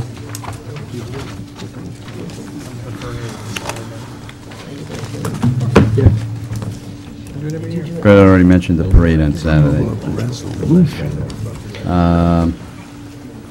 At the senior center, the Words for Wisdom Book Club, sponsored by the Library Services, is going to be held at the senior center Tuesday, March the 12th at 10:30. Also, on Tuesday, March 19th, between 10 and 11:30, there's going to be a shingles vaccination clinic sponsored by the Wellness Company, and that's going to be at the senior center as well. But for that, you're going to need to make an appointment, and you're going to have to call the Wellness Company. Telephone number is 401-490-0942. We're going to have our RIPTA open hearing. That's going to be Monday, March the 18th at 7 p.m. here at the Town Hall. And that's where RIPTA will hopefully get suggestions on what type of service we would like to have in the town of Tiverton and Little Compton. On Mark Marine. That's that boat that's out in California. The harbor master has contacted On Mark Marine from someplace in California. I can't pronounce it. And they are for $500, which I understand will be coming from council contingency.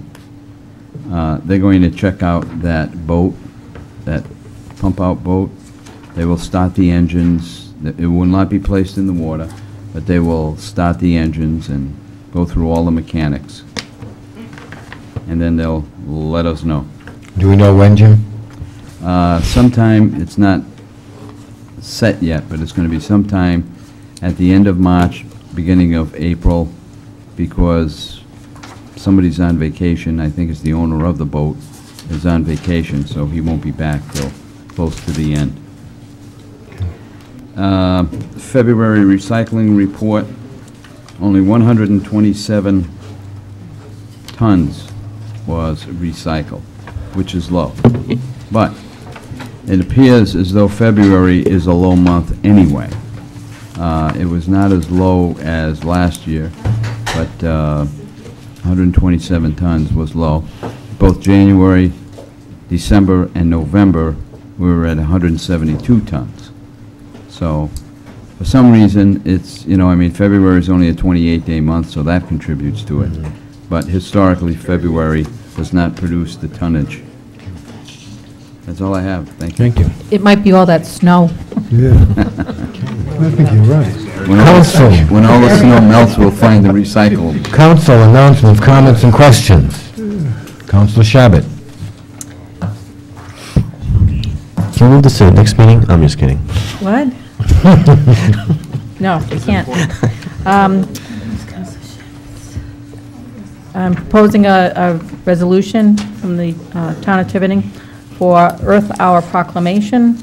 Whereas Earth Hour is recognized in over 7,000 cities and towns, 152 countries and 7 continents, and whereas our cities and towns are already facing the staggering cost of weather driven to extremes by climate change, resulting in power outages, flooded roadways, shuttered businesses, and damaged homes more and more frequently. And whereas on Saturday, March 23rd at 8:30 p.m., thousands of cities around the world will go dark for 1 hour during Earth Hour, WWF's annual campaign to raise awareness of the environmental challenges we all face, such as climate change. And whereas climate change worsens dangerous weather events, making them more frequent and severe, whereas Tiverton community has a commitment to protect our planet, and therefore be it resolved that the Tiverton Town Council does hereby proclaim Saturday, March 23rd, 2013 at 8:30 p.m. in the town of Tiverton as Earth Hour, and urges all citizens to participate by supporting efforts to protect our planet by turning off all non-essential lights in and around our community.